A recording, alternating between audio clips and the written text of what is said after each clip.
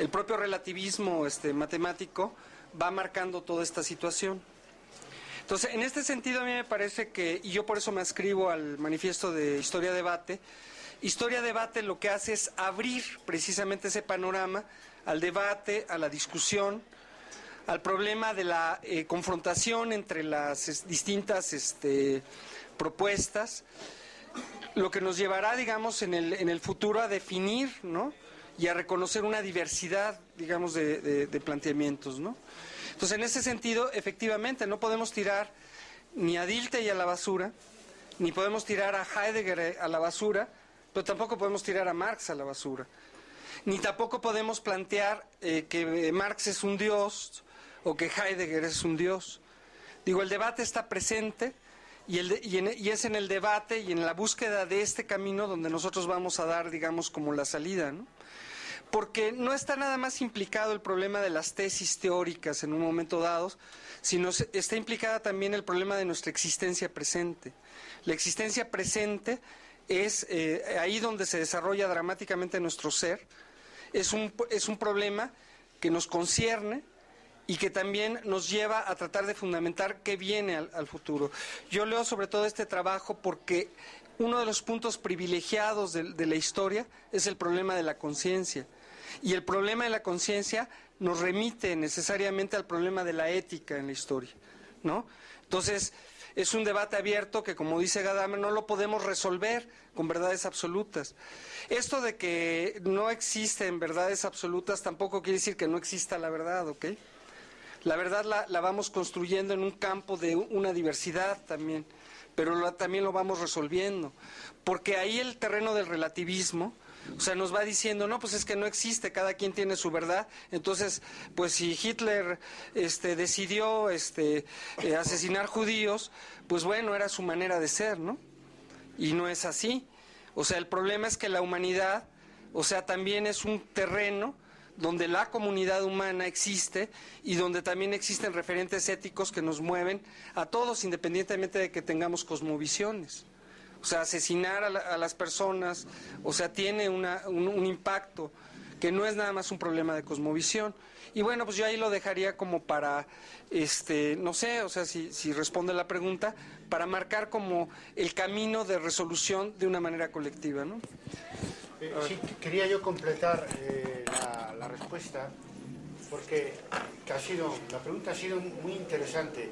Pero es que hay un tema que a mí me gustaría que quedara claro aquí, y que quedara claro también para los que van a seguir esto a través de Internet. Es decir, lo de pensar con dos ideas a la vez en la cabeza, de que nosotros podemos tener una posición sobre todo historiográfica y al mismo tiempo no solo estar abierto, sino crear las condiciones para mantener un debate permanente con las posiciones historiográficas o filosóficas con las que no coincidimos, porque de ahí nos nutrimos. Y yo sé que como no hay precedentes, porque en el pasado hemos sido muy sectarios en términos políticos todos, porque ya sabéis cómo fueron aquellos años 60 y 70, pero es que también hemos sido muy sectarios académicamente. Y el que no era marxista no tenía nada que aportar, y el que no era de Anales, pues era otra cosa, y el marxismo es política y no tiene nada que ver con esto. Y el que era positivista, pues no. Y nosotros no es que queramos, ya hemos roto con eso. Porque en cualquier debate sobre la objetividad de la historia, por ejemplo, naturalmente surgen las posiciones positivistas y objetivistas. Es que si no, ¿qué hacemos? Porque nos falta el interlocutor, y nosotros tenemos en el manifiesto una posición post-positivista. Y sabemos que el positivismo, pues hay un legado para la definición de nuestro oficio que ha quedado para siempre, que es el uso de las fuentes de una manera crítica. Pero claro, no estamos de acuerdo, más de 100 años después, con esa definición religiosa, más que científica de la historia, como conocer el pasado tal como fue, porque eso al final ni para el propio, porque los que influyeron en nuestra disciplina fue sobre todo von Ranke, ni para él mismo, porque él fue un elemento muy activo de la lucha de los alemanes contra las ideas liberales francesas con Savigny, como todos sabemos. Por lo tanto, tenía mala conciencia, era bien intencionado, pero a estas alturas ya sabemos, como dice el primer punto del manifiesto historiográfico de Historia de Debate, que la historia es una ciencia con sujeto cognoscente, y tú tienes que valorar el resultado de las investigaciones sobre la base de un rigor mínimo que consiste en la deontología del oficio de historiador, que ya ni si es un problema ni siquiera de ciencia, es un problema de seriedad y de honestidad con la documentación. Fuera de eso, tú debes saber que el resultado de las investigaciones, no solo en temas cercanos a nosotros, sino en temas muy alejados, tiene que ver con la propia subjetividad que aporta el historiador. Eso lo dijo ya Eisinger hace ya un siglo a la hora de hablar de la física atómica, que el observador influye en su objeto.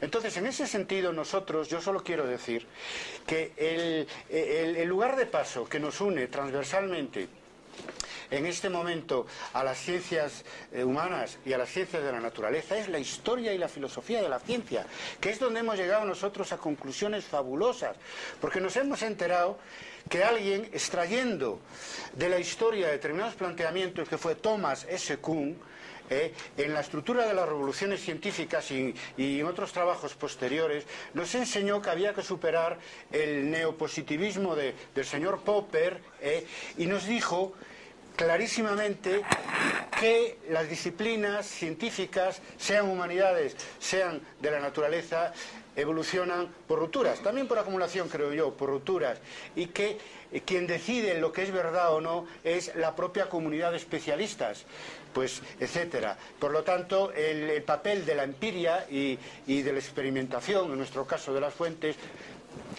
para la actual historia de la ciencia y filosofía de las ciencias juega un papel menor. Por lo tanto, el tema es que hay que continuar con el debate, con el positivismo, porque tiene una enorme influencia, incluso más en historia que en sociología o en antropología. Pero yo os digo que estamos en el tiempo del pospositivismo y que no se trata de una opción personal nuestra contra otras, sino se trata sencillamente, con toda sinceridad, de estar al día, porque hoy no se puede defender, es un problema de actualización, no se puede defender un concepto de ciencia aplicado a la historia del siglo XIX, que viene además de Descartes y de Newton y del paradigma mecanicista del siglo XVII, por favor, es un problema de actualización. Y si actualizamos nuestro concepto de ciencia, lo podemos aplicar a la historia, a la antropología y la sociología, con la tranquilidad de que toda la influencia que ejerce el investigador, individual y colectivamente, forma parte de cualquier proceso de conocimiento científico, no solo en humanidades, sino también en ciencias de la naturaleza. Pero lo que más me interesa es dejar muy claro que nosotros, aparte de la actualización, de no hacer tabla rasa de las vanguardias, de las tendencias historiográficas que nos precedieron, sabemos que la vida viene del debate y que cuando no existe una posición distinta de la que podemos defender, pues entonces, ¿qué pasa? Que se muere, como aquello de que decía un filósofo ruso de principios de siglo. Yo lo digo eso en clase porque los alumnos se pueden asustar si uno cita a Vladimir Ilich Ulyanov, ¿no?, que para mí fue, pues, mi lectura de juventud, naturalmente, pero en eso, que seguramente no lo sacó él, sino que viene de los clásicos, vete a saber dónde lo sacó, decía que el árbol, ¿cómo decía? Que el árbol de la vida es verde, ¿no? Y la teoría es gris, ¿no? Es decir, que había que nutrirse de la vida. Y la vida es debate y es polémica, ¿no?, permanente para nosotros. De manera que las posiciones que tenemos las vamos adaptando a lo que dicen otros que no piensan igual que nosotros. Y eso incluye a los firmantes del manifiesto. De manera que yo mismo me reservo para mí el poder cambiar. Porque recuerdo que después del primer congreso me di cuenta que la heterogeneidad de planteamientos era tremenda y que además que no salía nada nuevo, ni de Annales, ni de Passan-Presson, lo digo con toda sinceridad. Entonces, pues saqué unas 16 tesis que se llama La historia que viene, que fue el precedente más antiguo de lo que sería después el manifiesto historiográfico. Y después, cuando redactamos el borrador del manifiesto historiográfico, colegas, por cierto, mexicanos, me decían, pero estaba mejor como lo planteábamos, como lo planteabas tú en La historia que viene hace 7 años. Dije yo, pero yo no pienso así, yo ya no pienso así. Y ahora tenemos que adaptarnos a los cambios del debate y a los cambios de la historia inmediata. e ir viendo. Por eso planteamos un manifiesto a revisar constantemente, y ahora tenemos pendiente una revisión, es un texto del año 1, una revisión en el año 7, y así vamos acumulando ya cosas nuevas que hacemos y que no están en el manifiesto, y cosas en las que yo, por ejemplo, no es como la nueva izquierda esta del PRD quiso hacer con López Obrador, que